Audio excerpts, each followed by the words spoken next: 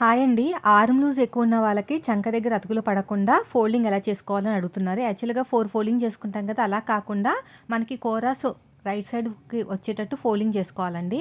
అలా చేసుకుంటే మనకి పన్ను అనేది ఎక్కువొస్తదనమాట. కింద ఖర్చులతో కలిపి మార్కింగ్ వేసేసుకోవాలి. మనం హ్యాండ్ అయితే ఎలా మార్కింగ్ వేసుకుంటామో. ఇది 9దో నంబర్ తోటి ఆర్మ్ లూజ్ వచ్చింది కాబట్టి మనం చంక డౌన్ అనేది 3.5 ఇంచులు తీసుకొని హ్యాండ్ లూజ్ కూడా మార్కింగ్ వేసుకున్నాం.